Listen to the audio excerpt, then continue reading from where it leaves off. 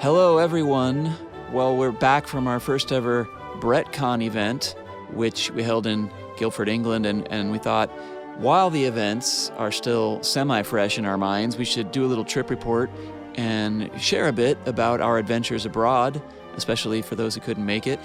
It really was a magical event for us, just to be around so many people who worked on the show, who starred in the show, and also so many listeners and fellow fans.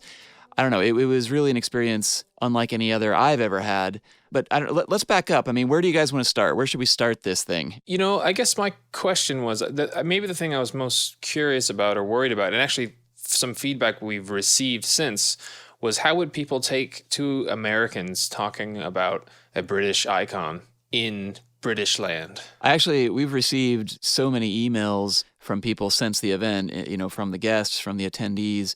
And we actually received an email from a listener by the name of Brian Smith. And I can't remember the exact quote, but he said something like, it took two Americans to put on an event like this without any of the underlying irony that would have been present had it been run only by the British. So that was a great compliment. It wasn't entirely an American-run production. Yeah, no. Irregardless of nationality and stuff, no one else was going to do it, so we had to do it. Well, I think that was the whole point. I think we were all, the three of us included, everyone was waiting for some magical Granada land 40th celebration to properly celebrate this thing, and it just kept not happening. I think it turned out great, and I don't know. I mean, there's so much we could talk about, but maybe we can start the day before the event, since that's when we, started setting up, and that's when the festivities kind of began. I don't know. That seems like a pretty good place to start. Yeah, so I came in a little early and met with David, and we started setting up as much as we could possibly set up. This was actually after months of us just prepping everything we could imagine to have ready for this thing. This was after Gus and I just got off a film set. David was looking up venues in the UK because we couldn't do that, obviously. And then finally we come together and we got to go, what do we got to do now? It was just madness for the first few days. And then Friday comes along and we have to set it all up. And that was the biggest snag of our whole event was we got to the venue and they hadn't prepped anything for us. So we had to scramble and put the place together in half the time that we thought we were going to have. But magically, and with a lot of help from people who came out of the woodwork to help us, it all got done in time. One of the people who came out of the woodwork to help us was Betsy Brantley. Yeah, well, that was great because we showed up, and Betsy Brantley had showed up a bit early just to drop off some stuff. And so we ended up hanging out with her for a good hour while we were trying to set up, which it was great because it kind of added fun to what was a rather stressful moment. Well, and she was moving stuff in, too. She was pulling stuff out of the van. Yeah. And she commented on Gus and I saying, we're more twinny than actual twins. Which I don't know if that's true. But I guess other people see things differently. Yeah. No comment. One thing I will say, Betsy, she came over from America, which was amazing to begin with, but she also brought with her something that she does kind of in her free time. She has this side business called Toadstool, where she sells these, I guess you call them doorstops, and they're kind of these embroidered, heavy, paperweight kind of things that, because she lives in an old house and there's so many old houses where she lives, people use them to prop open doors or prop closed doors. And she brought a bunch of them, and they were just so beautiful and just handmade by her. And I was kicking myself at the end of the night, flash forward, for not buying one, as I wanted one so badly. And but we were just so busy. And so she had hauled, I don't know how many, 10 of these things with her in her luggage, and then. Yeah, well, that's even the worst part is that I was kicking myself because I realized she dragged them through the airport, and it was her carry-on luggage. So she had 10 bricks as carry-on luggage. Yeah, I know. Well, and she sold some at the event, and actually she made one, spoiler alert, she made one for us, which we ended up auctioning as well, which had dancing men all over it, which was, frankly, the coolest thing ever. Anyway, so flash forward, I got home, and I was kicking myself for not having bought one, so I just went ahead and ordered one. And I was kind of shocked. It arrived, I don't know, 24 hours, 36 hours after I ordered it. It was shockingly fast. And the coolest part is that it came with a little, handwritten note from Betsy. And again, it was very, very cool. And it's great. It's like this brick, and we actually use it to keep the door closed so the cats can't get in There you go. in the middle of the night and wake us up. So it's perfect for our house. And anyway, I would just recommend anybody out there who is a fan of Betsy Brantley, who would love something like this. It's shoptoadstool.com, one word, shoptoadstool.com, to check out Betsy Brantley's amazing work. And I would definitely check it out. They're just an amazing thing, handmade by her, and the little note just made it even greater. So yeah, I would recommend it to everybody out there. Definitely. Well, so then after the setup, we arrived quite a bit late to our pre-show party at the Three Pigeons pub in Guildford. Well, just before we get to that, earlier in the day, whilst we were setting up, I got a phone call from the Three Pigeons pub, which is one of the most bizarre phone calls I've ever had in my life, because we knew we were going to be late. So a couple of weeks before, I changed the name on the booking from my name to Jeremy Brett. So anyway, back to setting up. I get a phone call from this number I don't know. I pick up. Hello, am I speaking to Jeremy Brett? Surely you said yes. I said yes. And it was the Three Pigeons pub. So anyway, that was just a side story. Well, so I arrived first. I walked up this big spiral staircase to the top of the Three Pigeons for the Jeremy Brett party, and people were applauding and standing up and then also going, "Where were you?" Because we were late. Yeah. No, it was wonderful. And I mean, so many. I was expecting 5 or 6 people to be there, and it was like the entire top floor of the pub was dedicated to Sherlock Holmes fans. So it was really great. Well, one of our listeners, John Canister, actually said that they had to move the party upstairs because we thought it was going to be 5 or 6 people, and then they filled the bottom floor, so they moved them upstairs. Pretty wild. Yeah, no, and it was just wonderful to just meet so many people who have been with us on this journey for so long and who were really excited about the following day, which, made me even more nervous about it. But it was really a great night. It was really a great night at the Three Pigeons. And we didn't have to pay for a drink either, which is never a bad night. Yeah, everybody was very, very generous and kind, and it was just so great to meet everybody. And then, I mean, that night probably went longer than it should have because we all had to wake up so early to set up. We still had so much setting up to do. So we managed to get home eventually. But we should also say that we also, all 3 of us were up later that night anyway, doing various aspects for the next day. Oh, yeah. So No, I was going to definitely come back to the fact that I didn't get any sleep on this entire trip. Which explains a lot of things, I think, as we move forward. But eventually we did get to sleep, and we woke up early, and we made it to the venue, and we started setting up. Well, that was a big thing because we were standing there on the stage, and we the people that have been there and people have seen the pictures now, it's not a surprise, but we tried to kind of recreate 221B as much as possible. Yeah, with as many original props that we had access to, and because once we put the word out that we were doing it, so many of the people from the show were bringing items. Like we started getting emails, "Can I bring this? Can I bring this?" And we're just like, "Yes, we'll figure out where it's going somewhere." And so we just had all these like surfaces laid out so we could just lay stuff out, and we were behind, and so we closed the curtain. Yeah, just because we thought people might start rolling in, and then it was like, well. Do we open the curtain? Well, I think at some point we decided it would be worth the reveal. So we, when everybody was in and settled and the event was ready to kick off, we had the sound department play the 221B theme song, and then we pulled back the curtain to reveal our best approximation of the Baker Street set. And I think everybody was pretty happy when they saw the stuff they were going to get a chance to look at later in the day, because it was all set up so that people could walk around and look at it and take pictures of it. It was also kind of like a moment where I think we found out if the thing was going to work. And once the curtain opened, there was like a gasp when the curtain opened, which was nice. Yeah. And like when we looked out, there was people we knew in the audience, people we didn't know. There was cast members, crew members, and they were like all mingling together. And it was kind of like, okay, this is going to work. And that was that first moment where the stress kind of started to wear off. But I think that was, I think what you just said about the cast and crew and listeners and attendees all mingling, I think that was probably one of the more special things for people at this event. I think that's what made it magical, was just that, you're sitting next to Betsy Brantley, you're sitting next to Alison Skilbeck, you're sitting next to David Eve, or, whoever's there just right next to you in the chair. And they were equally as interested to hear from the panelists as the attendees and the listeners and the guests. So I don't know. It just really felt like that community that we all hoped it would feel like. And I think that was the greatest success in my view, was that. And that doesn't happen at these events, Right. Like, you go to a Star Trek convention, you don't get that. Yeah, you're not going to sit next to Leonard Nimoy, or, well, I mean, you wouldn't now, but. Exactly. Well, the first panel was the Granada panel, which included, people who worked on the show. We had Esther Dean, the wardrobe designer, Kate Turner, also wardrobe, Lawrence Jones, who was a director of photography, Martin Kay, and David Eve, who were both sound guys. And I mean, they all brought with them not just stories, but for example, Esther Dean, she brought John Thaw's wooden leg from The Sign of Four. Mm-hmm. And I mean, Lawrence Jones brought the original poster, or one of the original posters, signed by Jeremy Brett. The Falls of Reichenbach. Yeah, above the mantelpiece. So everybody was, looking at that close up for the first time ever.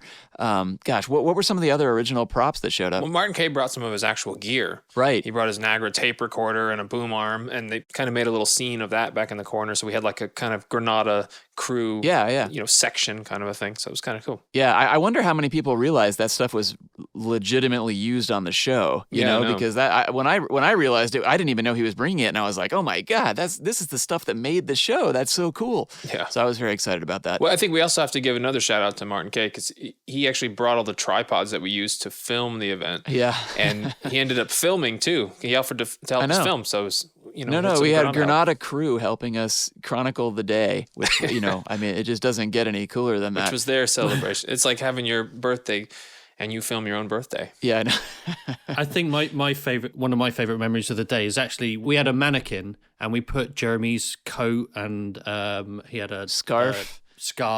Yeah. And we put it up there, we put it in there, and Esther walked past it, took a glance, saw it out the corner of her eye, had a look and thought, no. And she started, her and Kate were adjusting it all throughout the day just to make sure. Exactly. Yeah. I remember taking it through to the photo shoot for people who paid to have a photo with them. Yeah. And again, Esther came in and she had to get it just right for all the photos. That's great. Once a costume designer. Yeah, and again, just a shout out to everyone who attended, because we had a very, very close friend of the show, Jim, from the British Museum there with us, and he incredibly generously volunteered his time to not only help us set up this stuff in kind of a museum quality way, but also he was there keeping an eye on everything all day.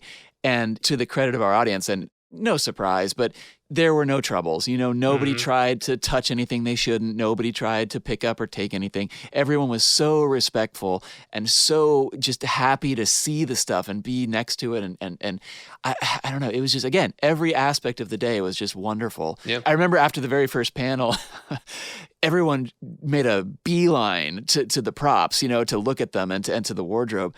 And I had to get on the mic and say, just so everybody knows, these will be here all day. You'll be able to come up all day and check this stuff out. But everybody was so excited to check it out. It was so neat. I think that was maybe the most surprising thing of the day was that we were surprised about things, because the feedback we got throughout the day about who was their favorite guest or what were they surprised about. And so many people were so invested in the stories of the crew. Mm-hmm.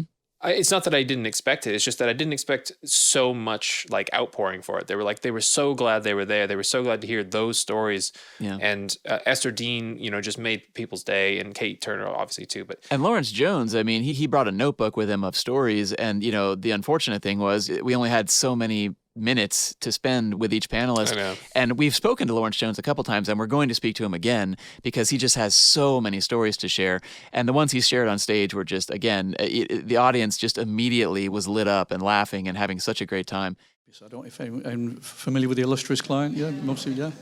With Anthony Valentine and Jeremy, both sort of vying for, is this my light? No, this light's my light. And slightly barking at the time, but Tim Sullivan, our young director, was slightly scared at the time of Jeremy, because Jeremy loved him. He said, this young talent. And we were rehearsing, I think it was in Tatton Park, on a particular scene where there's a big trade-off between the two characters. And Jeremy comes in and said, there's too much dialogue here, too much dialogue in this scene, it's too heavy.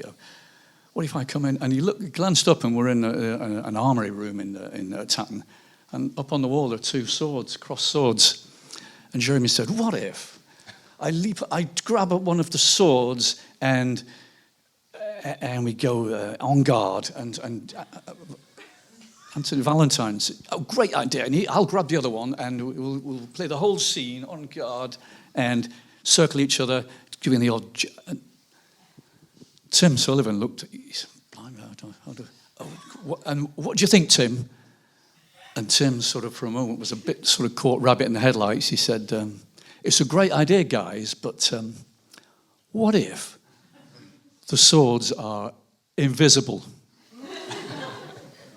And Jeremy looked round. He said, "Invisible? The boy's a genius. A fabulous idea." It was just such a perfect start to the day. And something special for us as well is, these guys haven't seen each other for 20 plus years. Yeah, a lot of them haven't. So it was a reunion for them as well, as much as it was. We were actually seeing a reunion of them on stage. Yeah. And them picking up where they left off. Yeah, and we've received a lot of emails from those folks since then, thanking us. We're thanking them, but they're thanking us for bringing them all back together again. And I think that's why the whole thing was a success, was because we had big ideas or whatever, and we would send out emails going, "Oh, fingers crossed, a couple of these people say yes," and then almost everybody said yes. Yeah, because they wanted to see each other, and so then it turned into like, well, this isn't going to be a normal event. This isn't going to be 5 or 10 people. This is going to be 30 plus guests. Yeah. And so it was more of a party than an event, And so that's that's what I liked about it. It's just that it was that commingling, and then seeing people actually come together. And there were a few people that hadn't seen each other until they walked into the room. And so that was pretty special. Yeah. So shortly after the first panel, the second panel was our Adventures panel, which we brought together a number of actors from the Adventures series, and this was just so great. I mean, we had Matthew Solon, who played John Hector McFarlane. We had Alison Skilbeck, who played Miss Harrison, Betsy Brantley, who played Elsie Cubitt, and Michael Carter, who played Godfrey Norton in Scandal in Bohemia, who we actually, a lot of these people we've interviewed before, but Michael Carter we actually hadn't interviewed before. And so this was like the first time we got to speak to him. And again, he just settled right in. He was just, making himself comfy on the couch. He just had story after story to tell. And that was a highlight for me. I'm not going to lie. I mean, they're all highlights. I mean, you can't pick a favorite one. Yeah. But just seeing Michael Carter there and just, hearing his stories flow right out. And in, the audience, again, like us, hadn't heard a lot of these stories before. So to me, again, another just one of many, many highlights, but a great panel. And again, everyone full of laughter, full of somebody posted some photos of Alison Skilbeck. She had brought with her some of her original notes that she wrote down about her character, and she read some of those aloud to the audience, and everyone was just so full of joy to hear these notes from 40 years ago. And Betsy Brantley was just sitting next to her with a giant smile on her face. It was so neat. 30 years old, of striking appearance and strong personality, quite evident even upon a first meeting. Daughter of a Northumberland ironmaster, so not born to the ruling class to which she now belongs. I mean, it goes on like that. And well-educated. What book is she reading? I haven't even decided what book she might read. Did we ever find out? Do you want me to skip to the end yes, of it? there's one other piece I'd like you to read, if you wouldn't mind. So the episode ends with him, she's looking very happy and then faces drop and freeze frame. Yeah. But Alison was actually prepared because there was no dialogue written in that moment. So she actually wrote a little bit of her own dialogue. That's right. Just in case that might happen. So she can share a little bit of that with us. I see Percy mingle joy at the sight of him, and so sure of himself. Then I see his face. Darling, it's okay. I've got the treaty, but there's something bad you must know. That's Percy's line, obviously. And then I say, inside, I think I know, Percy. It was Joseph, wasn't it? Yes. It's all right. I'm all right. I half guessed. The main thing is that you're all right. God, he could have killed you. My own brother. Oh, Percy, don't, dearest. It's a whole nother series. I can play all the parts. I think my I don't know if it's the biggest surprise, but the highlight for me was getting Betsy Brantley there. I think she was the very first person that I was like, we need Betsy Brantley at this thing. Yeah. And the fact that we got her there, I thought was really important and very special. And the fact that she then stayed the entire day, sat with the audience, I always saw her talking to somebody else the whole day. So it was just, that was very special for me. And Alison as well. Yeah. And we had just spoken to Alison. So she was like very recent, and that was like a new friendship for us. Betsy Brantley was pretty early on. So that was kind of like reconnecting in a way too, because she was in like, first year, I think, of podcasting or something like that. Well, and Matthew Solon, too, surprised us, I think, because, he's been out of the profession for a little while, but I think as soon as he got on that stage with those actors, those acting instincts just kicked right back in, and it was like watching the four of them was like, watching like a play start to play out. They were just having so much fun interacting with each other that so many people were again, I've seen so many photos online start circulating with Matthew Solon, everybody getting a selfie with Matthew Solon because they were just so happy to meet him. It was great. I need to watch these panels, man. I've missed all of them. Yeah, you missed out, man. I missed all of this. Yes. But that's the funny thing, though, is because, like, we were so tired while this was all going on that, like, I'd be staring at them and just kind of going, okay, I've got to come up with something interesting to say, But then, like, back in the hotel room after the end of the night, I was trying to go to sleep, and I just kept seeing Matthew Solon's smiling face, and I was like, that was today. Yeah. And like it was a weird little like image in my head, and I was like, that was a good day. It was.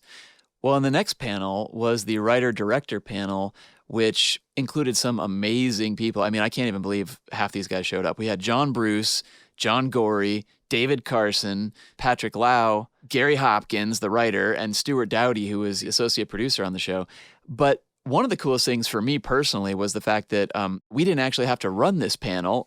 We got to actually kind of sit back and enjoy it, most of it anyway. We had to get ready for the next one. But our very good friend Keith Frankel, who wrote the book Granada's Greatest Detective, he stepped up and he was out signing books for the event, and he decided that he'd be more than happy to take this panel on, and he did just an amazing job. Oh my God. I mean, how do you balance those seven I people? don't know. I mean, it was like glad that I didn't do it.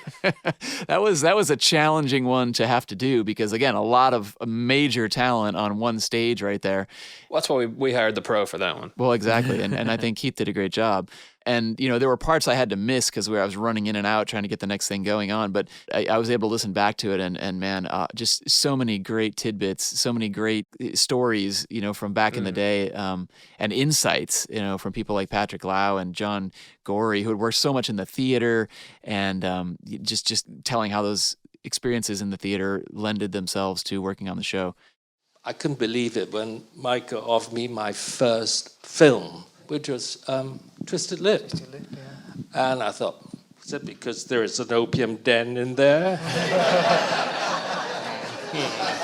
Okay. But anyway, I'll take it if it is. So anyway, I learned such a lot and had a ball. I was in awe, who wasn't, first time walk into a rehearsal room with the huge star like Jeremy. Although, by the by, I gave him coffee when he was working at the Yvonne Arnold Theatre, Guildford here. He wouldn't remember that. But because of I was born in Hong Kong and the association with the Opium War, they'd taken over the birth of Hong Kong and all that, as a colony, that is. So Jeremy and I talk about it. I said, is there any aspect of Sherlock you want me to try and bring it up? And he said, he thinks, but I can't show him thinking. And so I spotted a gap in the scene when they were knowing that Mrs. Sinclair was right, that her husband may be still alive. And so the next page of the script, we say, he must be thinking through the night. He didn't sleep. I said, okay, I set up that. I said, Oriental influence, Jeremy, sit like a Buddha. Right. I want a shot that gradually I love the water phone, which is an instrument, get that kind of semi-Oriental or Asian instrument, that get that hypnotic feeling. I said, I told it all to Jeremy. He said, love it. So that shot took quite a long time to set up, and it showed him thinking. Yeah. And it was, in that sense, It was my idea, but it's completely cooperative with Jeremy. And I was inspired by his acting to think of that shot, not the other way around. We could have spent 4 hours on that panel. Well, I think that was maybe the only negative feedback we got, is people wish these panels were longer. Well, I know. And honestly, I mean, these kinds of things, you invite 30 people and then you expect 10 of them to show up. And we invited 30 people and 35 of them showed up. You know what I mean? Like it was exceptional that people were willing to come out and support it in this way. Yeah. And I think, looking at the episodes the 4 directors produced, the 4 that Gary wrote, and, that entire first series that Stuart produced, I mean, you've got literally the creme de la creme of the episodes from the entire series there. Yeah, right. The people that helped make them. And, it's phenomenal. Definitely, yeah. Coming back to the time limit issue, again, it's one of those things where it's self-imposed, but the event was 12 hours long. Well, I know. We couldn't really have gone much longer than that. Yeah. And I mean, it's one of these things where, this was the first one we've ever done. So, we could have made it a 2-day event, but we weren't sure enough people would come. We had to kind of work this out as we went through. And I think in a strange way, it all did come together in a really magical way. But I think everybody, guests and attendees and speakers alike, were all kind of wishing everybody had more time. Yeah. Every guest we had, you could argue, should have had their own panel by themselves and could have spoken for more than the 45 minutes to an hour we gave each panel. So yeah. But I think it was James Faulkner who might have said it to me, or maybe it was Chris Tabori, but the old theater adage of leave them wanting more. I mean, that certainly was the name of the game that day, because everybody wanted more. For sure. But that was also the greatest part of it, too, was that once the panels ended, there were usually breaks. And so people were able to continue the conversations themselves, at the autograph tables or just, hanging out backstage or whatnot. So there was so much of that going on. That was, again, one of so many highlights, but that was one of the highlights, was just walking through, we were very busy. We were running from thing to thing, but just walking through the crowded common area and hearing 2 people I didn't know speaking to Betsy Brantley, or 2 people I didn't know speaking to John Gorey, and just sharing stories and asking questions. And there was probably so much stuff that was said that, wasn't on any microphone that day that would probably be great content for the podcast. But But that was totally by design. When me and Luke were talking about the event leading up to it, it wasn't like, the panels are great, but there's also got to be like the interaction and create these special memories of this one-to-one that we get when we do our interviews. Right. But to get those interactions with these people that you've watched for 40 odd years was part of what made the event special for me. And to see people's faces when they're talking to Matthew Solon or Betsy or Jack Claff or whoever, and that's a lot of the feedback that we've gotten is around like, oh, wasn't this person lovely? Wasn't this person lovely? And yeah, they are. And that's great that we've been able to share that. Yeah. And you mentioned Jack Claff. He was a member of our next panel, which was another actor panel, kind of the later series, which consisted of Jack Claff, Vernon Dobchev, and Joanna David, who, correct me if I'm wrong, David, but I think she was kind of a last-minute addition, right? Like, we weren't totally sure she was going to make it. I guess I wasn't in the loop. But when she showed up, I was frankly a little bit shocked. I was like, oh my, Joanna David's here. Oh my God, We announced her the day before the event, because I think we only confirmed her the day before the event.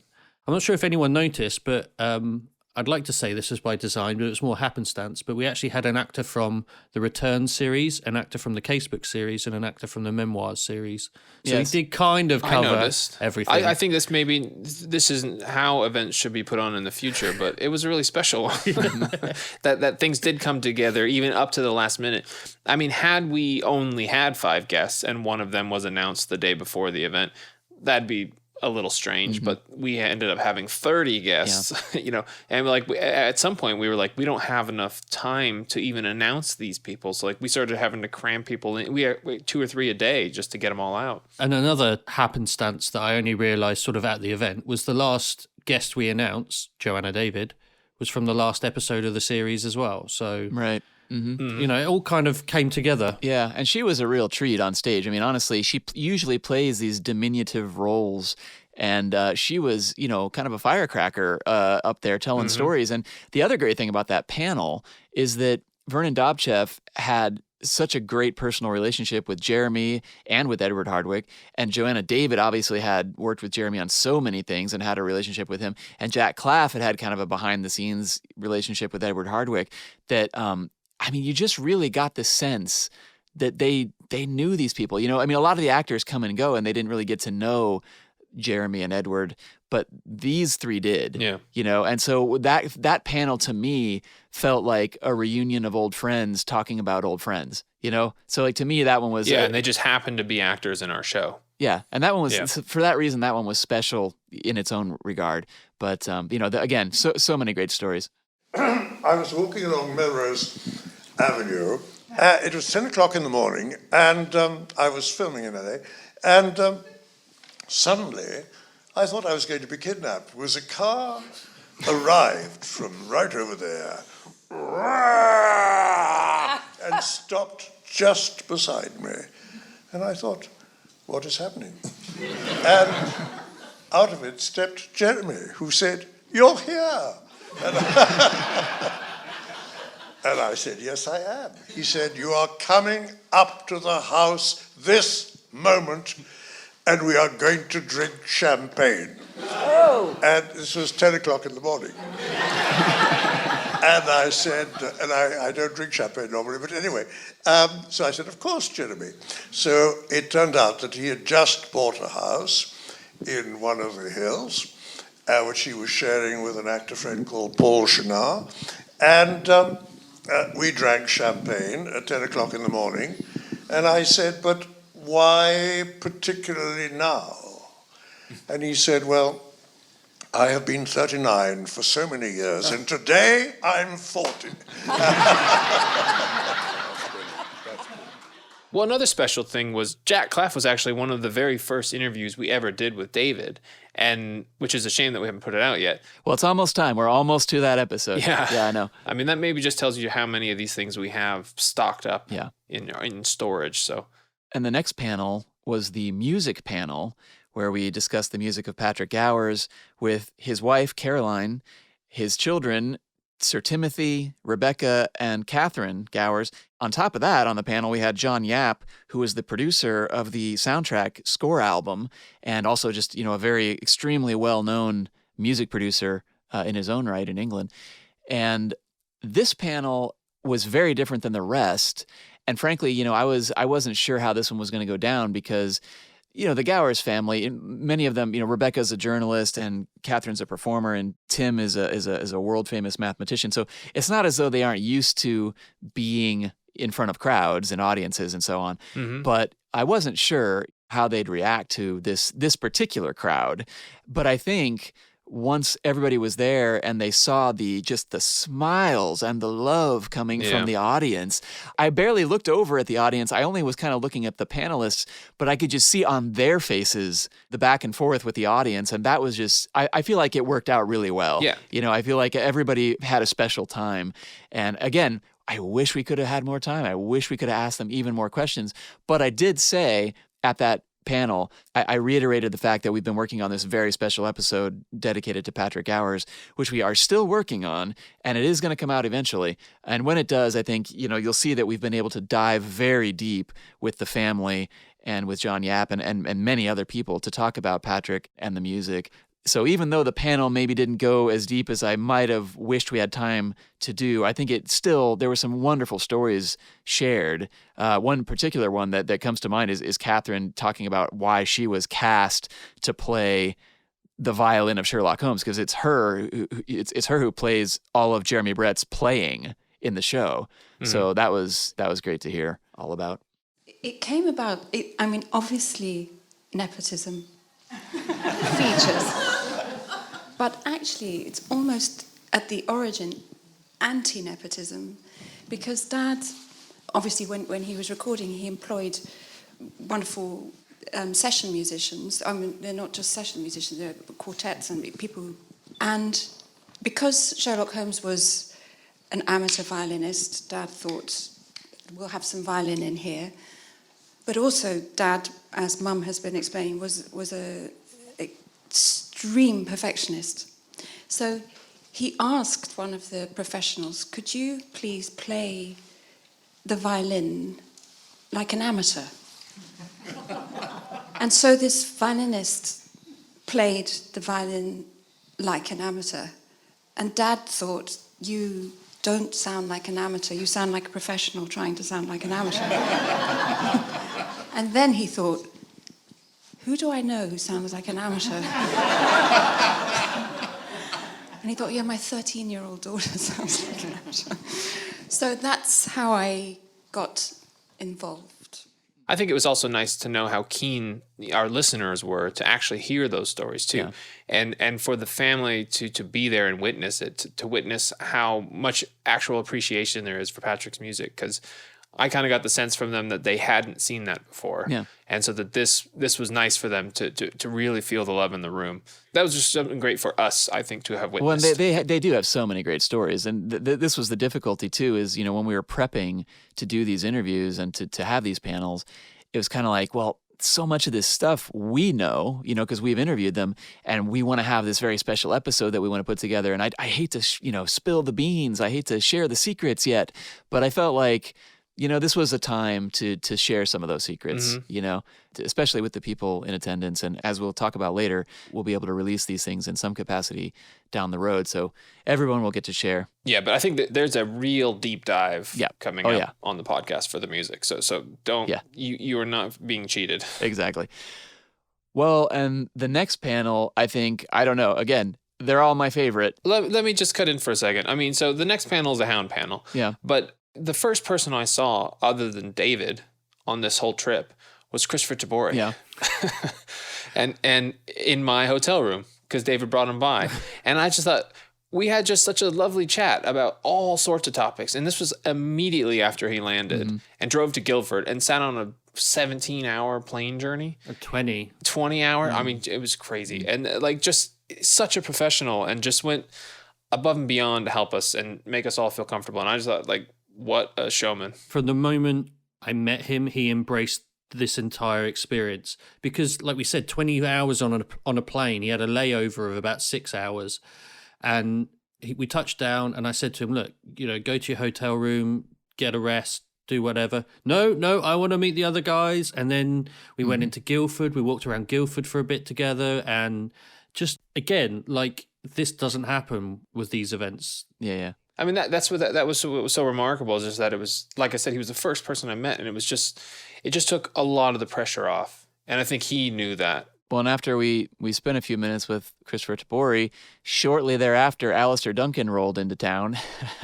Yeah. And, we sat around in our hotel rooms trying to get his phone working and trying to, help him make some connections in town. And then he's like, I kind of want to go up and say hi to Chris, but I don't know if I should. I'm like, yeah, man, go up there and say hello. I'm sure he'd be thrilled to see you. So, yeah. So I think Alistair Duncan, James Faulkner, and Chris Tabori, who made up the Hound panel, they were kind of, in a strange way, the glue of this event, kind of the soul of it, because, and we can come back to this, but I think we ended up running into them far more than anyone else. We ended up seeing them in the evening after the event and the next day when we were loading and unloading gear, and they were just, again, just professionals and just so generous with their time and with their positive feedback too on the event. But that panel, which I've been calling the Hound Boys panel, we didn't really know exactly where it would go. And I remember when we talked to Christopher, we had said, we just think we're going to put the three of you in a room and you guys are just going to go nuts. And he says, no, we're going to need help. And I was like, I don't know. I felt like it would just go on its own. And we didn't know where it would go. We didn't know if they'd get along or not, because they literally hadn't seen each other in a while. But one thing we weren't expecting, I think, was the history of the Saab Motor Company. Well, and that was funny because, I think I said to James Faulkner, because I thought he would take my lead and my hint. Yeah. I said something like, tell us about the Saab 900. And he basically... He took your hint, and he went way back. He basically recited a Wikipedia article about the company of Saab and the creation of the Saab 900 from his brain. And I had to say, okay, I think I should rephrase the question. Tell us about your adventures together driving in your Saab 900 around the countryside. And but that actually kind of broke the ice for them. Yeah. Because it turned them back into friends, because they were trading barbs right after that story. Sure. I think Chris cut in a little bit with that, and it it just changed the whole mood right after that. I think Alistair alluded to the fact that there might have been some improvisation on your behalf in the show, whereas the British actors would never do such a thing. Certainly, it's let's attack the Americans. Betsy, could you join us here for a moment? Okay, I'll take it on. Go ahead. I meant it as I said it as a compliment. No, yeah. It's interesting. Yeah. You didn't have the guts to do it, did you? I didn't. Yeah. I didn't know how to. Yeah, sure. You just said the lines in the script. Yeah, that's all an actor has to do. Yeah, you're a parrot. Okay. Not all of us take that. I take my work seriously. I'm there to meet the requirements of the character. Yeah. I'm glad you gave me the opportunity to clear that up. I wanted you to clear that up. He's been harboring that for the last 30 years. It's so sad. We're making progress tonight.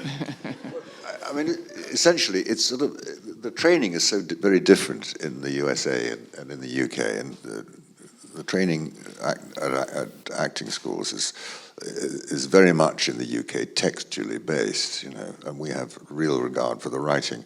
This is rather more difficult to achieve in the United States, and which is why the training in the United States is largely behaviorally based, and in some cases bad behaviorally based.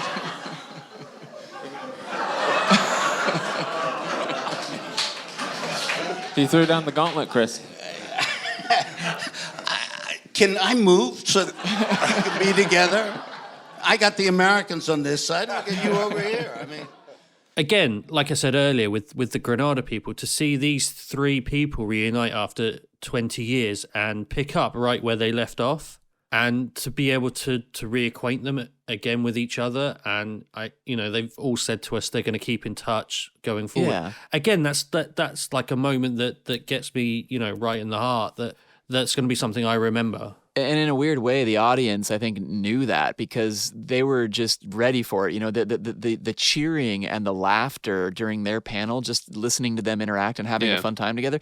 I mean, I've been to comedy shows that don't have that level of excitement. You know what I mean? Like, it was. That's the thing. These guys are consummate performers. They came there knowing they weren't going to just do an interview. They were going to put on a show. Yeah. And as silly as it was, and I knew it was silly going into it, the bog juice story, we'd already all heard it. It was on the podcast, but I always felt there was like a little bit more to it. Mm-hmm. And then on stage, in a room full of people who were hanging on every word, like you said, James Faulkner did not disappoint. Yeah. That was like the highlight of the day in terms of comedy. Sure. And for those who didn't experience it, basically what happened was James Faulkner, he was presented with a canister of bog juice, which he did not drink, but he got up and essentially paced the stage and orated as though he were, delivering a Shakespearean story, and told us the backstory of him drowning in the bog juice, but pulling the mud out of his mouth. Well, right. But to see it in person and to see him, miming the motions and everything, it was, I don't know. You can't hope for these things. They just happen, No. That's the thing. The podcast was great. Yeah. And then this was just amazing. So it's like the whole thing was worth that. One thing we realized over the course of the weekend is James Faulkner has a story about any subject you can possibly put in front of him. And they're all like 10 out of 10 stories. They're phenomenal. He's lived a life. I will say, I don't know if I wasn't sure if I should bring this up, but, we had invited Prim Hardwick, Edward's wife, to join us for the event. And she decided not to because she was a little bit afraid that maybe it would be too emotional an experience. And Alistair reached out to her kind of behind the scenes, and they ended up getting together. And Alistair wrote to me to let me know that it was just a wonderful experience, that getting to catch up and swap stories and just because they were all very much friends back in the day. Her and Edward and Alistair, James and Chris, they were kind of a 5-pointed star, and Alistair made it clear to me that they're going to continue that, and this is just the first of reconnecting and rekindling. So I hope that is true, and maybe if there's a BrettCon 2 somewhere down the way, maybe Prim will join us. Don't even say it. We're not thinking about it yet, but once we've recovered, maybe we will. Well, it was about this point where we decided to do something that we had planned to do. So let me back up. So one of the guests that we were really hoping would join us, but who ended up unable to attend was David Burke and his wife Annie, who was in The Eligible Bachelor. But in the end, they just couldn't join us for a number of reasons. And so since the event was actually being held on his birthday, we got the audience to sing Happy Birthday to David Burke, and we recorded it for him. And that was followed by a round of For He's a Jolly Good Watson. Led by John Bruce. Yes. That was his idea. When he arrived at the venue, it was the first thing he told me he wanted to do that day. So he came prepared. Happy birthday, dear David. Happy birthday to you.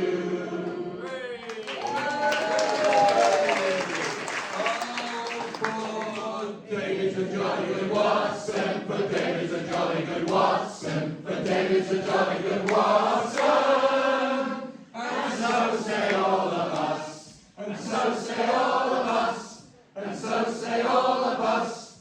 For David's a jolly good Watson, for David's a jolly good Watson, for David's a jolly good Watson, and so say all of us. Well, and honestly, what's funny, David, so you came up to me after the Hound panel and said, can we do the birthday song now? And I don't know if you noticed this, but I was kind of floundering a little bit when you said that, because I don't think you knew this, but I had actually worked out a whole bit that David Carson and I were going to do around the birthday song, and we were going to do it later in the night, but we did it, and it worked out just fine. It worked out great. And we sent that to David and to Anna, and they loved it. And so it was just really special for those of us who were there that day that we were able to do that for David. And I don't know, we can come back to that, but so the next thing we were going to do was the Blue Carbuncle screening, but we had one more surprise in our back pocket for everyone in attendance. And so there were a number of guests like David Burke that had planned to join us, but for different reasons, they couldn't, at the last minute. And many of them sent us video greetings, which we had planned to play in that evening. And Stephen Fry was actually one of them. And, until the very last minute, a lot of people don't know this, but he had actually planned to attend and, maybe even host a panel. I mean, it would have been, imagine that. I mean, it was already like one of the greatest days ever, but if Stephen Fry had been there, my God. Mm-hmm. But anyway, he couldn't make it, but he did send us a little video. Hello everybody, this is Stephen Fry wishing you and fellow celebrants of 40 years of Granada's Baker Street every good wish. What a magnificent thing that you're doing here, because we can all agree, those of us who love our Sherlock Holmes, that this is the best of the adaptations, and that Jeremy Brett was a genius whose like we shall never see again. So listen, enjoy yourselves hugely. You've got wonderful people with you. You've got David Carson, the director, Christopher Tabori, James Faulkner, he's an old friend too, I haven't seen him for years, Alistair Duncan, Alison Skilbeck, and many, many more. And of course you've got members of the family of Patrick Gowers, whose music is such an important part of that brilliant series. And truly, how wise, insightful you are to realise that this was the greatest of adaptations, and that Granada Television gave a gift to the world, did us all a favour by producing this series. It's matchless, absolutely wonderful that you should be celebrating it, because it's worth celebrating, and I'm only sorry I can't be there. So lots of love to you all, and thanks, of course, above all to Luke and Gus for arranging it all. Mwah. And he was just the first of many. So then after that, we had a video from Barbara Wilshire from Solitary Cyclist. She sent a great story because she's in a play right now directed by one of Frank Middlemess's best friends. And so she told us some great stories about that. And Jenny Seagrove, who played Mary Morstan, she sent us a video. And then we dropped a big one. Mr. Colin Jevons actually sent us a video, Inspector Lestrade. Hello. First of all, thank you so much for inviting me to your meeting. It's really quite lovely of you to be remembered. And I have to say that my memory is so bad, I wouldn't be much use there, if you know what I mean. But I wish you all well and have a very good 40th anniversary of Sherlock. I can't believe it was that long ago. And that theater, I mean, it was like filled with gasps and exclamations of excitement. Aww. Yeah, I mean, it was so wonderful to see that. And Colin couldn't make it. And again, I think he's 92. 94? Okay, Yeah. wow. But his son was there in the audience. And grandson. And grandson, yeah. And again, I think they were a little unsure, what to expect. But again, just the outpouring of love from the fans and supporters of the show and the cast and crew. I mean, it was palpable. And they wrote to us after the fact saying, I wish I could have just run home and grabbed him and brought him back, because, it would have been so great for him to experience it. So do we. I know. Well, but he filmed it. But Saul, his son, filmed the, sorry I couldn't make it videos, and he played it for his dad. Yeah. And he said it was a big lift for him, and he cracked open an ale to celebrate. Yes. I felt good. That was great. So I cracked open one of the ales we received from the Three Pigeons with him. That's great. Well, and then we heard from Norma West, from the Master Blackmailer, and then from June Wyndham Davies, who sent her best wishes from her bedside. And it was just really great to hear from the two of them. And then we played our final video message, which was from David Burke and Annie and their son Tom, sending us all their best wishes, which was wonderful. Hello there. This is Annie and Tom and David saying we're very happy you're celebrating this wonderful, wonderful series. And we're sorry we can't be there. Dad, what would you like to say? But the one thing I think we all are grateful for is Jeremy's love of his fellow beings. That sounds a bit precious, but actually it's not. He did give out an extraordinary amount of love. And it was not self-interested. It just was a gift he had. And it was precious. And Jeremy, if you're up there listening, we love you. God bless. And good night. I'd just like to reiterate all that we were all very lucky to have worked with him and to know him. That was a joy, and we're with you all in spirit, and I hope you raise a lot of money. Just know we're with you. I think I'm not being hyperbolic when I say that there might not have been a dry eye in the place. I feel like that entire kind of like after the fish and chips dinner and then into this like post-dinner segment, it just felt really special. And like, frankly, someone else had planned it just because it went so well. Because, we did the birthday thing, we did the hello videos, and it was like one hit after another, and people were cheering or they were crying. Yeah. And then we did the Blue Carbuncle, and it was like the names started rolling and the music started going. And then everybody was like, okay, we've been talking about Jeremy Brett all day. We've been talking about how great he is, how his performances are, how nuanced he is. And now we're going to watch him. Mm-hmm. And like the music kicks off, and like you could just feel that kind of sad energy turn into happy energy. Yeah. And then as like the credits were coming up, everybody that was in the room got a cheer. Yeah. And it was just so nice and special. And it's just like watching it in the room with David Carson, the director, and cast and crew, and kind of hearing the laughter, like where things were hitting. David Carson told us he's never experienced that. Yeah. That felt very special. I think it was the first moment of the day where the three of us could actually sit down and take in what this event was doing. And no, it sounds like I'm joking. To experience it. And we were experiencing it with the other people in the room. No, absolutely. There's a lot of things that we've done with this podcast that I've been very proud to even be minutely associated with.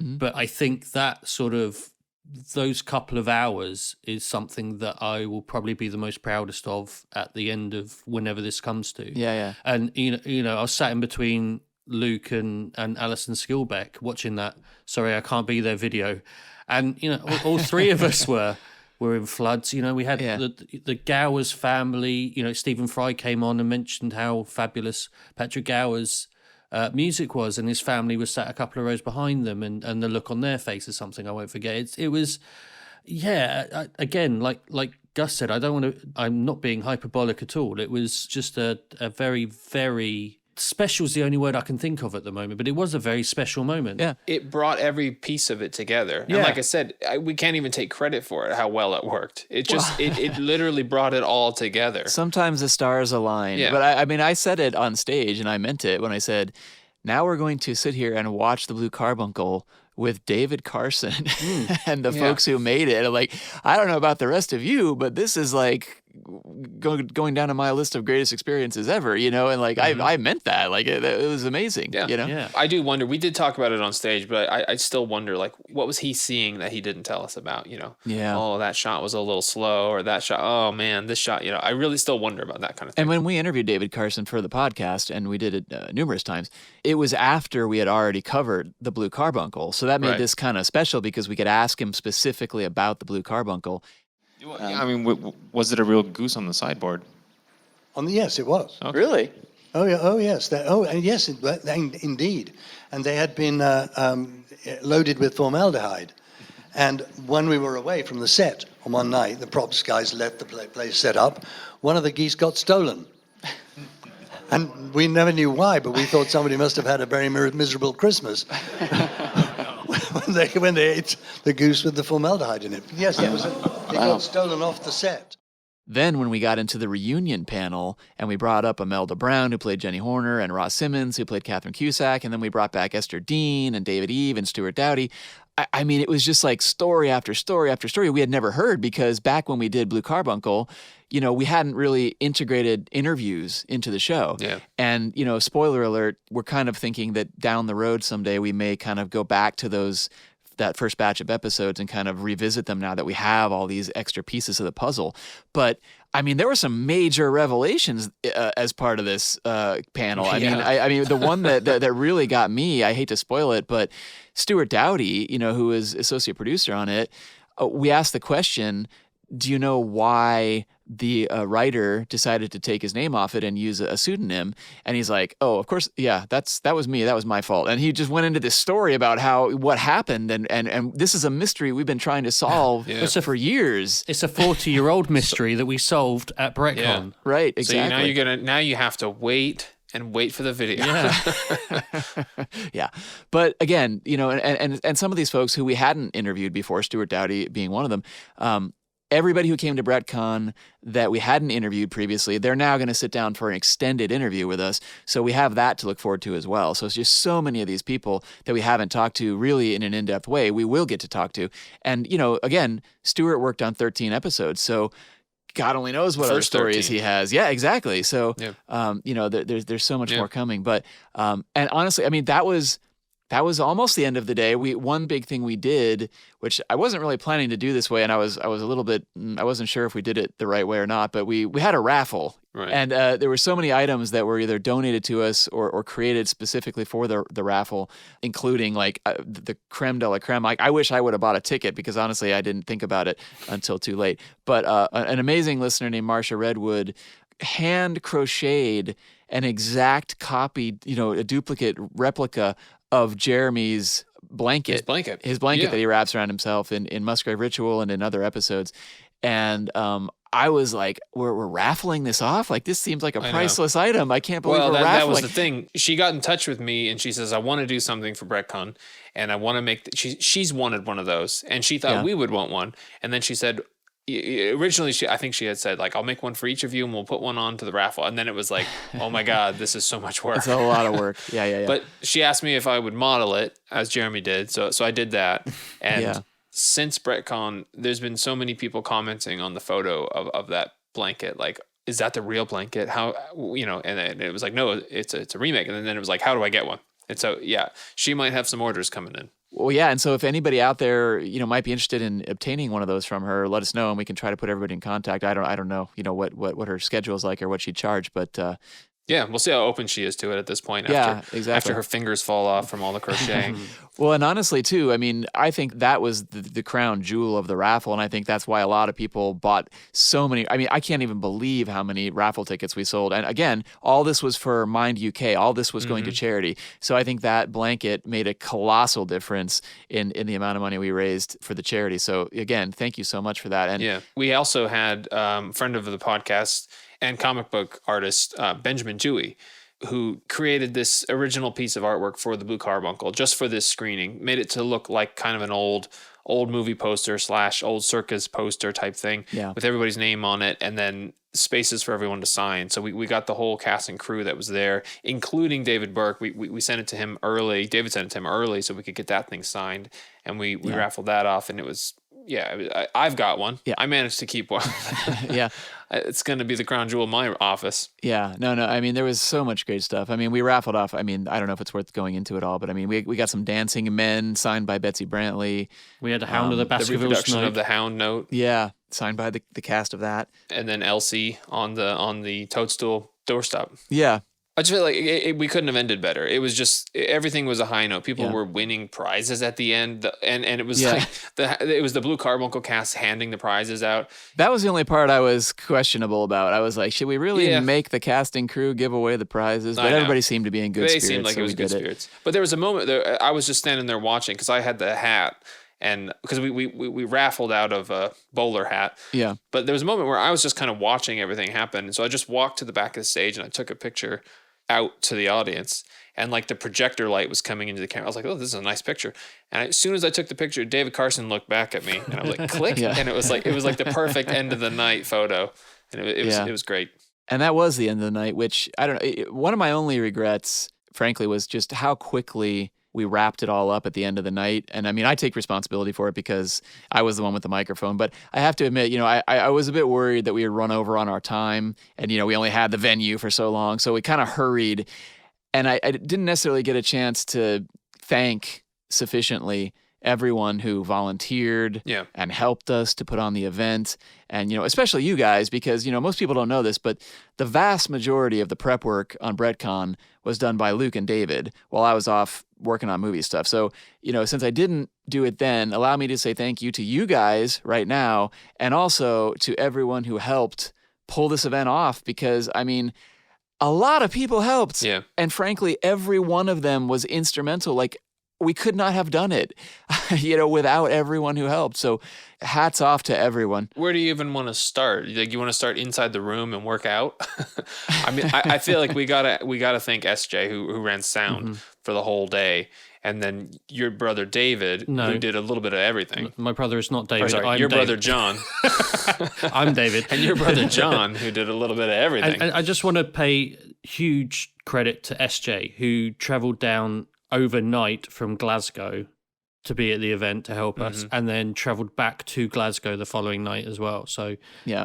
People really, they understood the passion behind this project. And I think when people see the amount of work that's going to be required and they see the amount of passion that there is to do it, they step up, and they work extra hard. And that's exactly what happened. I mean, my wife was there helping. She was falling off her feet. Your girlfriend, David, was there helping. She was, falling down from exhaustion by the end. Jim, who we already mentioned from the British Museum. I mean, I couldn't believe the stuff he did for us. I mean, he made miracles happen. It was great.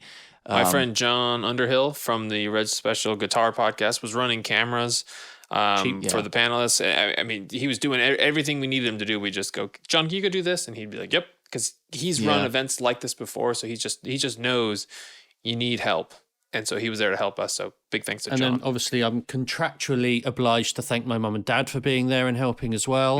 I owe my family a heck of a lot, but also my friends. So Alex and Kitty and Andrew, all who travelled a long way to be at the event. They sort of ran and marshalled that sort of autograph meet and greet room phenomenally. Again, I couldn't have done that without them. Well, also our professional photographer, Robin Pritchard. Robin, he did a great job taking pictures of everybody with the special backdrop. And my friend Simon as well, who took photos throughout the day and again helped in as and where was needed. Oh, right, yeah. Yeah, John, my brother, you mentioned, both the Johns did like every job imaginable throughout the day. They were running camera, they were running sound, they were helping out on the stage, they were sitting with guests, they did absolutely everything. And like Gus said earlier, we couldn't have done this without them. There was no job that they didn't just do as soon as we asked them for help. And we owe them an awful lot, and there's not enough great things we can say about all our helpers that day. And Martin Kay, again, we have to thank, too, because he ran camera most of the day, too. So no, Martin was amazing. By the way, I don't know if I've told you guys this, but there was a moment where we were gathering all of the props and items, and it was myself, John Underhill, and Jim from the museum. And, Jim, a few years back, he gave us a tour of the museum, and he was in charge, I think, of the Sutton Hoo mask at that point, and he showed us a few of his favorite exhibits. But then when we got Jeremy's clothes out, we went to open the hat, and he put on some gloves immediately and just very carefully lifted this hat out. And I could just see, like, he was even moved by that moment, Mm-hmm. It was very special. And so that was nice for me to see, because Jim's, seen it all. But, like, Jeremy Brett's top hat, still special. Yeah, and if we forgot anybody, please know that we still love you. And our brains are still recovering from incredible exhaustion and jet lag, because we haven't even gotten to the rest of the trip. But I feel like we should say, people kept asking us during the entire weekend, what was your favorite part of the event? And I think my favorite part of the event, which I feel strange even expressing, was the fact that almost everybody there came up to us afterwards and just wanted to shake hands and say, that was one of the best days of my life. Like, that was one of the greatest experiences I've ever had. And I was just like, awesome.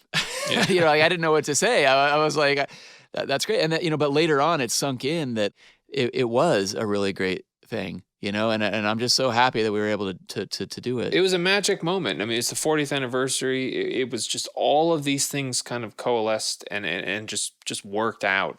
And the fact that it worked in England when we came from the State, like, all of these things, any of it could have been wrong and gone badly, and it could have been tragic, but there was so much goodwill in the room that, like, I don't think nothing could have let anyone down that day. It was perfect. Yeah. One of the funniest things for me was I was winding these two up before saying, do you realize how many photos and autographs you guys are going to be having to do throughout the day and the weekend? And I'm not sure you ever quite grasped how many, but then, I had to do some. Well, I was charging for them, so. All money goes to Mind UK. But yeah, it just, the fact that people wanted, we're surrounded by 30 cast and crew from this magnificent series, and yet people want our photos and autographs as well. It's humbling. Yeah.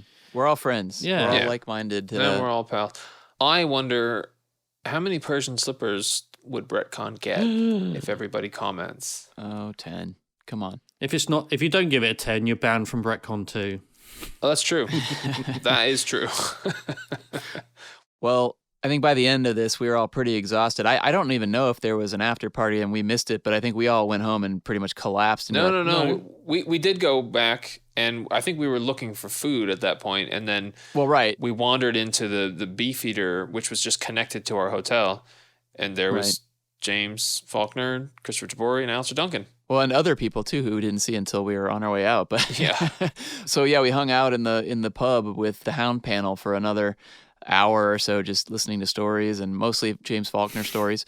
But just again, just to see the smiles on Christopher Tabori and Alistair Duncan's faces as Faulkner regaled us with stories. I mean, I don't know. I couldn't have asked for more. Yeah, that was a nice kind of come down moment too, just to sit and watch for a little while. Yeah. Well, so the next day, after, again, not a heck of a lot of sleep, we had to show up at the venue first thing to clean it up. Yeah. So we did that. And then on our way back, in the parking lot, we just happened to bump into Faulkner and Tabori once again. But it was fun to see Faulkner and Tabori one last time before they had to depart. And again, just kind of share some of the stories we had heard about everybody having such a good time. They were really pleased that we were able to raise some good money for Mind UK. But We were then very quickly on our way to the walking tour, which David lovingly put together, of some locations within London from the show. And again, we were late. I can't remember why we were late exactly. I think we were just waiting for an Uber for forever after the train ride or something. And we missed the train by about 30 seconds that would have got us there. Right. Oh yeah. Well, plus the train station was closed on the side we were trying to go. It was a whole morning. I mean, we also had to clean the venue out. We tried to do too much. The whole trip was, let's see if we can overdo it. I mean, there's a saying, if anything's worth doing, it's worth overdoing, and we definitely did that. Yeah. But we met up at Jeremy's bench in Clapham Common, and surprisingly to me anyway, Alison Skilbeck showed up there as well to pay her respects, which was wonderful. And her husband, Tim. Yeah, and I mean, I think that was frankly a great treat for the listeners who were stuck there waiting for us for an hour, to have Alison there as well. I mean, that's just wonderful. Here, Alison, you talk to everybody. Yeah. No, that was, and again, she was just so pleased, that we were just tipping our hat to Jeremy in the way that we were. Yeah. And so then we started on this journey across London via buses, via, on foot. We had a number of ways we went, but David put all that together, and it was really great. And frankly, we saw some great locations, but one of the coolest parts of this whole day for me, and I said this kind of before, was just walking and just frankly hearing conversations that were going on between others. There were like a couple of people over here I don't think they had ever met before BrettCon, and they were just talking about their favorite shows and about their favorite episodes, about their favorite moments, and it's just the way we do. Yeah. And just hearing those conversations happening around us, it made me so happy because when do you ever hear that? Never. Mm-hmm. You're never on the street and hearing two people who you've never met talk about Jeremy Brett and, talk about this scene from the show. And it was just so great. Everywhere I turned, everybody was sharing their favorite moments from the show. Yeah, there'd be comments too, like, references to the show or quotes from the show that were going over my head because I was so tired. But I was like, oh, yeah, I got that one. Yeah. So it was a whole day of that. It was nice. Well, and I think most of the locations we saw were from Second Stain, because it just so happened that that's where it was filmed, right around that way. But we tried to make our way up to the final one, which was the stairs where Jeremy jumps at the end, the Wahey. The Wahey stairs? Yeah. And again, nobody took it in bad spirits, but that was kind of a big letdown because there was a bike race going on through the center of London, and they had closed off the stairs for this camera crew, and we couldn't get onto the stairs. And we kept begging them and like, can we just take a picture really quick? And they're no, if you fall down and break your neck, we're going to, we'll get sued. If you touch this wire and the cable goes out, then we're sued. It was like, oh, okay, Yeah. So that was kind of unfortunate. But honestly, we definitely turned those lemons into lemonade. And we got a picture with the house right behind us, which was, which house was it, David? It was... So it's Carlton Gardens, which is just right by St. James's Park and Buckingham Palace, which was using the Second Stain as the house of Lady Hilda Trelawney Hope. The exteriors, anyway. And like you said, just outside it is the Wahey stairs, as they became known that day. Yeah. I think you have the Exorcist stairs in America, in Georgetown, and I think now we're going to have the Wahey stairs in England. Yeah. So I think everybody was a little crestfallen that we couldn't all jump down the stairs together, but looking back on it, it probably was for the best. We made the best of it. There was, I think it was like 5 or 6 stairs. It's not, I've done the jump. It's not the safest. But I mean, again, like I don't think we said this, but again, I was expecting 5-6 people to show up, and I think we had 30 when we started. I think we ended up with 20 something because a few people left. Yeah. We lost a few and then we gained a few, and it was more than I was expecting, because I thought the Friday party would be nice, and then that would kind of fizzle out, and then Saturday would be great, and then Sunday we'll see if anyone shows up, and then it was 25-30 people at the bench. A few people peeled off. It was great. And we've had some emails from people saying they wish they could have joined us, but again, a lot of people had never been in England before. They came out just for BrettCon, and so they decided to go kind of see England for themselves, which I can't blame them at all. There was a lot of individuals on that walking tour. Yeah. People that were there by themselves, came by this from all over the world. Yeah. There was a woman from Japan. There was a woman from Australia, Canada, America, like all by themselves, and then they all just kind of made this new group. It was great. Well, and then we ended up at the pub, which was the museum pub, or the museum tavern, I guess it's called, across the street from the British Museum, which is, in theory, the inspiration for Conan Doyle to have created the Alpha Pub. That's what it was based on, which We've been there before, and it's a great little place, though it doesn't look anything like the Alpha Pub in the Granada series, which I'm sure was probably a set. Yeah. But they had beer. But they did have beer. And halloumi. And halloumi. They had halloumi. Oh, yeah. The halloumi was okay. I got to say, like, I was probably at my lowest energy level at that pub. I mean, I had pretty much lost well, you guys can tell. I was kind of dozing off and I'd lost my voice. But, so apologies if I was less than my best. But it was still a great night. And I was starving, so I ordered the roasted chicken. And that was not as good as the halloumi, let me just say. Okay. Well, so the halloumi came up because somebody mentioned it to me that I like halloumi. And I was like, well, I do like halloumi. Yeah. And then a plate of halloumi arrived at one point. And then there was a group of people who'd never had halloumi. And so then we all devoured it and smiles, including you. Well, we ended up ordering quite a few plates of halloumi throughout the course of the night. And I think 3 passed under my nose. I didn't eat them all, but yeah, they were distributed effectively. Well, and this was kind of the point at which we said goodbye to everybody, and frankly, it was hard. I mean, honestly, we made so many friends, and I almost all these people have kept in touch, which is just wonderful. I mean, I feel like that's the greatest takeaway from this thing is so many new friends. Yeah. I mean, I don't want to belabor the point, but we were there till closing time. Yeah, I know. At the they museum literally tavern. kicked us out. It wasn't like yeah. We were there for what, a good 4 or 5 hours? Yeah. Maybe I'm overdoing that, but yeah. Yeah. I don't know. It was a great day. And we reconnected with a few people. I mean, James Brindley was there, who was a very, very early adapter of the podcast and patron. And bought way too many drinks for everybody and was way too kind. Well, way too many drinks for everybody. Yes. He was trying to get us drunk. What can we say? It was a great way to end it. And it felt like we were coming down. It felt like we were all relaxing and having food together and having drinks. And then it was like a decompress. But we also walked miles that day. Yeah. And, everyone kept together. No one complained. It was just, again, just this entire day full of positivity and camaraderie and just love and respect for this series. And I've received a number of emails from actually the cast and crew of the show who all kind of say the same thing, which is I could feel Jeremy in the back of the room. And he would have loved this. Mm-hmm. The Hound panel said the same thing about Edward. Like he would have loved this. He would have loved seeing the positivity and the camaraderie.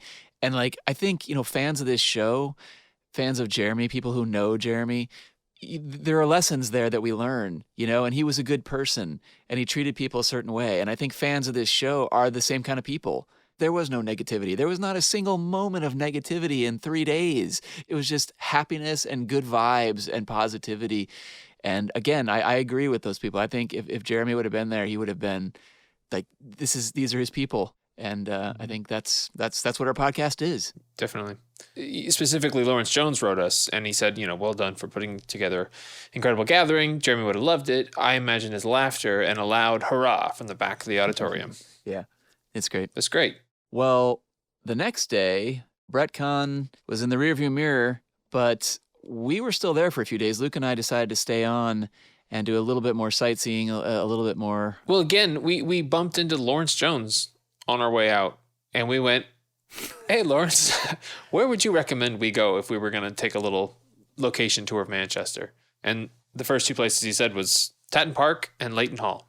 Right. Well, let's back up a second. So we travelled up to Manchester on the Tuesday, and we decided to treat ourselves by checking into the famous Midland Hotel in the middle of Manchester. Yeah. And, I mean, we could talk about the Midland for a moment because, to be honest, I think none of us had the experience we were hoping for there.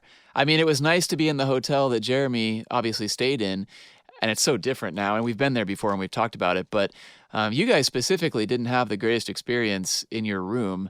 So I don't know, what would you rate the Midland Hotel? Let's say stars instead of Persian slippers. Out of 5 stars, how many would you give it? I don't know. Are we doing this publicly? I mean, yeah, it wasn't the best sleeping experience, but in terms of just being there, like you said, it felt like we were in the same airspace as Jeremy and the crew and the cast. So that was special. Beyond that, it was just a room. Well, it's in the town center, so it was nice. But yeah, I mean, there were a number of times I felt that for what I consider to be a high-end hotel, it wasn't taking care of us in the way that they maybe should have. I'm sure Jeremy had a better room than we did, and probably Granada paid for that as well. I'm sure he had a better room than us. Yeah. But in terms of location, it's hard to be angry about it. I mean, it was like right across the street, there's a location. Manchester Town Hall was literally right across the street from the Midland. So had it been open, we could have gone and toured that. And then David and I at one point just went on foot walking around Manchester and found a bunch of locations. We found the original bonded warehouse where they filmed the interior of 221B Baker Street. And then we found we actually just walked right into the lot where would have been Baker Street. And I found out later, David, by the way, Baker Street was just right along the side of the bonded warehouse. So that road that we walked down to get there would have been Baker Street. So we were literally walking down where Baker Street would have been. Yeah. Incredible. But I think even more special than that was the visit to Leighton Hall, because, Betsy Brantley kind of put in a good word for us with Susie at Leighton Hall, whom we actually have spoken to, and we haven't aired that interview yet. Yeah. But Susie has so many amazing stories about the hall and about filming and about Jeremy and Betsy.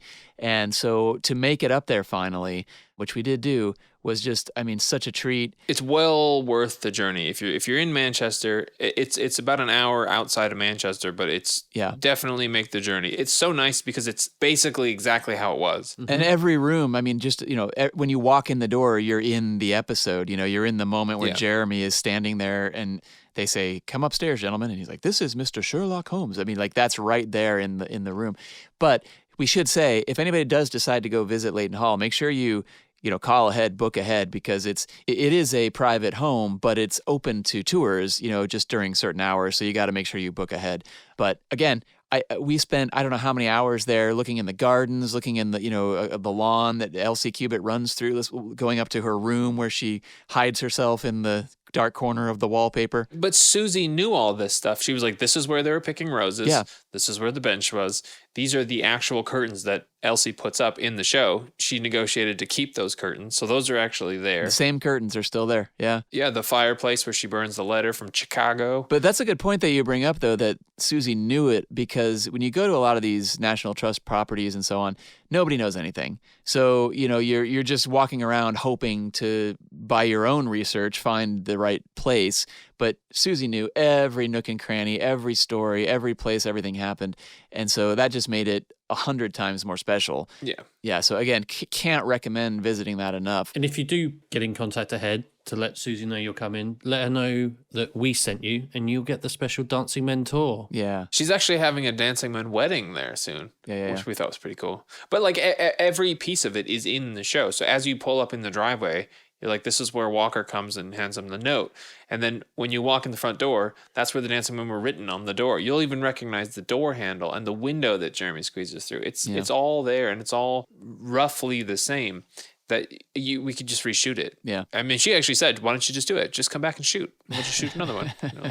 Well, I told her if we ever get our dream project, which is to do another Sherlock Holmes series, that why not? Let's just film Dancing Men there a second time. Why not? Yeah. It'll be great, and it'll be a nod to the fans and a nod to the Granada series, and it's a great house. She didn't have any of the white roses, but she did let us pick a flower from the garden of Leighton Hall, which was a Rhododendron ponticum. Yes. And so I pressed that in a book, and I have it framed on my wall with my little Betsy Brantley Dancing Men note. Yes, and I pressed mine into the book that was a gift from John Canister.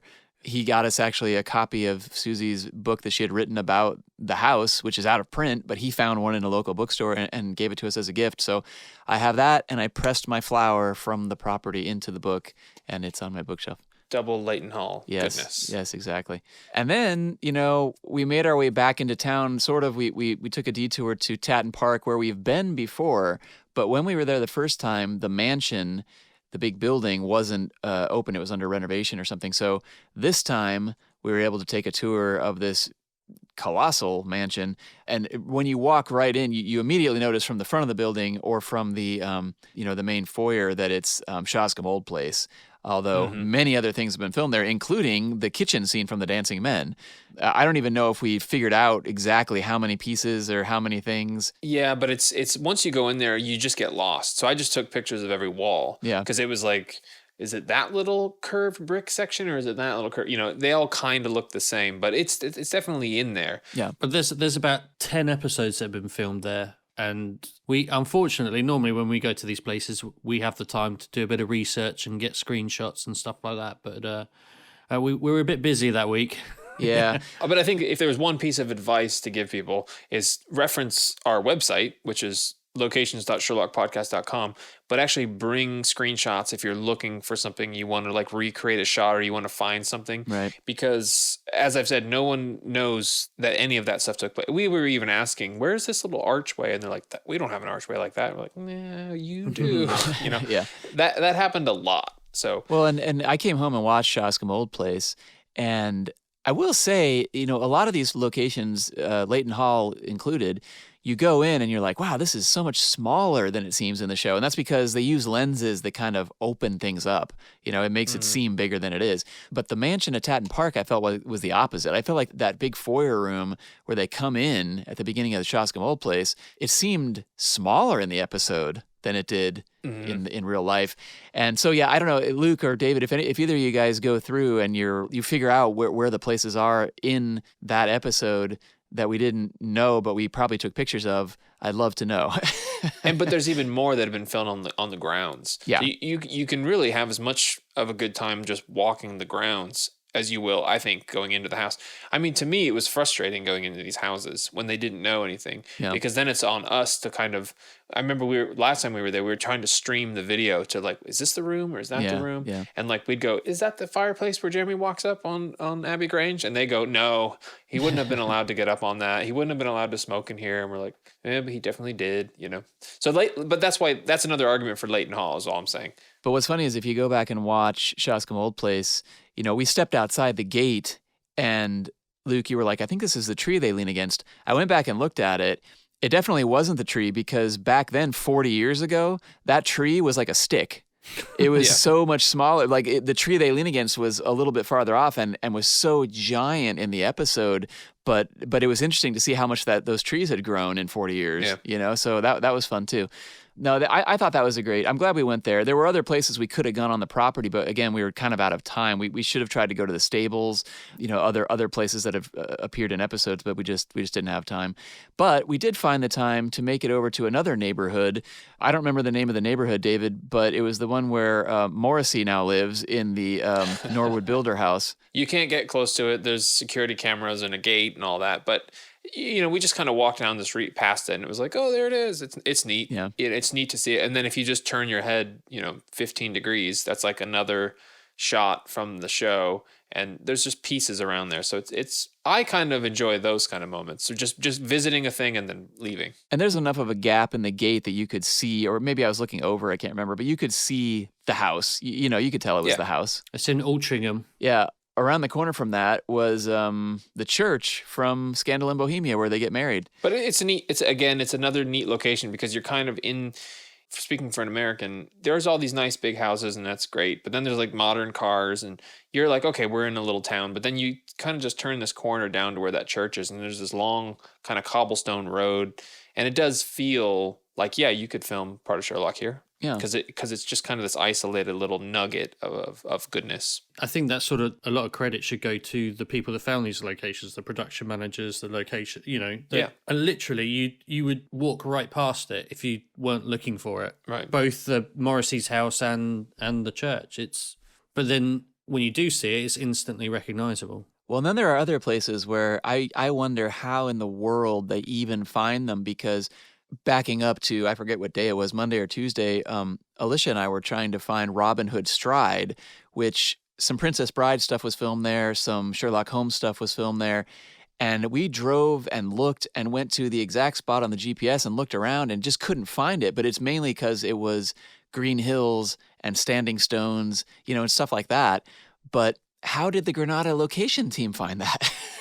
Somebody was camping there. They had a good time. But that's the great thing about these like location scouts, and is that they probably have books of notes. And if you think 40 years ago, there was no internet. Right. So the fact that they had access to all this information, because even if the National Trust existed and you could get a listing of these things, you still had to go check them all out. And we've tried to just go visit a few of these. And it's like you can get to like 2 or 3 in a day. Yeah. To even get an idea. I mean, imagine trying to go there and go, can we shoot all the shots here?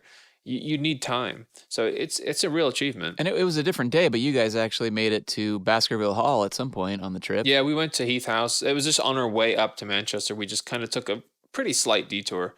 I mean, I think it added like half an hour, 45 minutes, whatever, but it was worth it. We didn't know if it was a private home. The gate was open, so we just drove in and like I knocked just to you know say, hey, we're gonna take a couple pictures of your house, but like nobody answered. There was a bunch of Amazon boxes on the door. We found out later. We went to a pub, you know, the font of all gossip, and we had these kind of a couple of like surly looking people at the bar watching us as we came in, and then we're like, does anyone know about Heath House? And they're like, oh, what do you want to know? Like they just perked right up, and they're like, yeah, I think they do weddings there, they do this and that, and like I guess it had just changed hands or something. So I think the information on our website might be slightly out of date because I think we said it was private, but I think now you can book time there. I think it might even be not a hostel, but I think you can rent it and like stay there.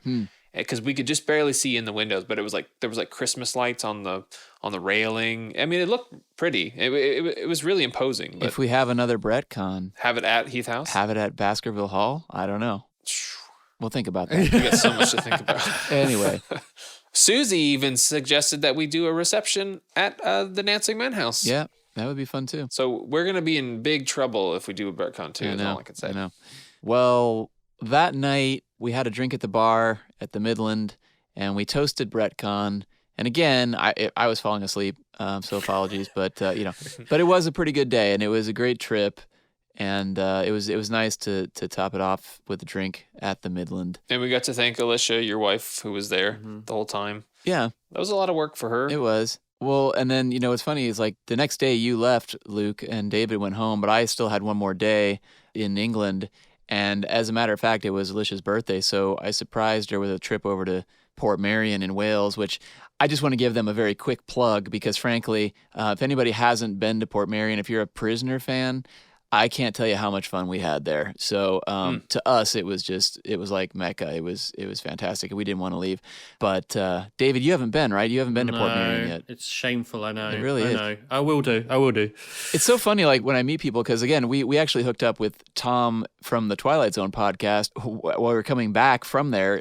And he's never been either, and he's a big Prisoner fan. I'm like, you guys live right there. Why don't you just go? I remember being in your car once, and you had a Prisoner sticker with like the little hand gesture that they do. Yeah, be seeing you. Yeah, be seeing you. And like we were on the freeway once, and this car came up next to us and just sat right next to us and was doing this gesture at me, and I was like, just go around. Just go around. And like they kept doing it, and I was like, just go around. And I was getting angry, and you're like, what are they doing? And I was like, they're tipping their hat or something. And then he's like, oh, it's my bumper sticker. Yeah. Prisoner fans are a certain breed. They're like Sherlock Holmes fans, but different. Yeah. But we're going to make sure you see our gesture. Yeah, exactly. And maybe we'll do a Prisoner podcast when this one's all said and done. We'll see what happens. But PrisonerCon 2025. PrisonerCon 2025. I'd go. I feel like, every time we visit the UK, it's the best trip ever.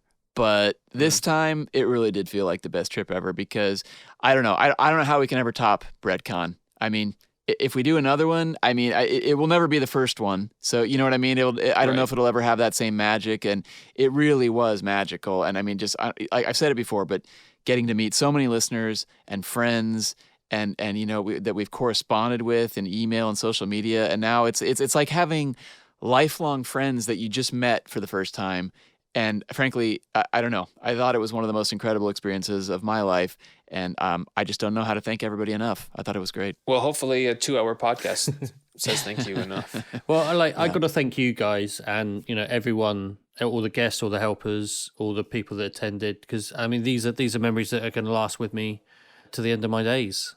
It really was that special. Well, and to you, David, too, because, I mean, you put in a lot of work. I mean, I know you and I were arguing and fighting and coming up with ideas and for months. Yeah. So it was a job well done, and I'm glad we made it through. And we're still friends. One of my favorite pre-production memories is ordering, thousands of pounds of stuff that we needed on Amazon, and then David sending me, a picture of his entire apartment being filled with boxes. Your house doesn't look full until you've put 360 bottles of water and about 150 bottles of Coke and 150 bottles, and it goes on, yeah. Okay, well, before we wrap this up, there's a few things I feel like we should let everybody know. We are going to be releasing the video of the BrettCon panels at some point in the near future. Almost certainly it'll be via Patreon, and we just don't have the details yet, but we hope to have them soon. And it won't be difficult for everyone to access it over there. So keep an eye on that. And we'll make sure everybody that attended will have access to it as well. Yeah, for sure. But also, we did have a lot of swag, left over from the event. We have T-shirts, we have special coins that Luke had made up for the event, posters, all kinds of things. So we're going to make some of that available on our Etsy store. We'll put links when it's all ready, but we're going to make little BrettCon packs that will have probably a T-shirt, a coin, a sticker, a program, and a poster. We have even some signed photos. Yeah, but keep an eye on our social media. Keep an eye on Facebook and Twitter, and as soon as that stuff's available, we'll let you guys know. And finally, I just wanted to make sure we made mention of the fact that we really did do something very special for Mind UK and everybody who contributed and everybody who came to the event and everybody who put money into, raffle tickets or autographs or any of that stuff.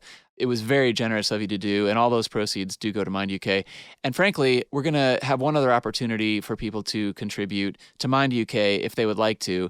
And I mean, frankly, the easiest way to do would just be to reach out to us and let us know if you'd like to make a donation, and we will set up a very special PayPal account that will go directly to Mind UK. But we just want to let everybody know that if you'd like to contribute to that cause, which is one that we believe Jeremy would believe in strongly, and frankly, quite a few of the guests who knew Jeremy quite well strongly agreed with this sentiment and said that he would have absolutely loved this. So if anyone out there would like to contribute to Mind UK, which is a mental health organization, please let us know, and we'll help you make that donation in the name of the Jeremy Brett Sherlock Holmes podcast. And also, just a question to the listeners. What was your favorite moment of the day? You could write into us and let us know. You could give us your Persian slipper vote. But also, if you did take pictures, tag us. Share the pictures, tag us. So we can see them, because we didn't get to take very many pictures. But we'd love to hear your thoughts. I did a Facebook post where I stole everyone else's pictures. Yeah. Because I literally took 0. So it was great to see other people's photos. And then I stole your post, which was stealing people's photos. So Yeah, double thievery. That's what BrettCon's all about. Those photos are now like the Blue Carbuncle. They're just making their way through owners. Well, if you send us to jail now, you make us a jailbird for life. So yeah, it was a great event, and I'm glad we got to do it. And thanks to everybody who came, and thanks for listening to the follow-up. Can we get one wahey in honor of BrettCon? Wahey!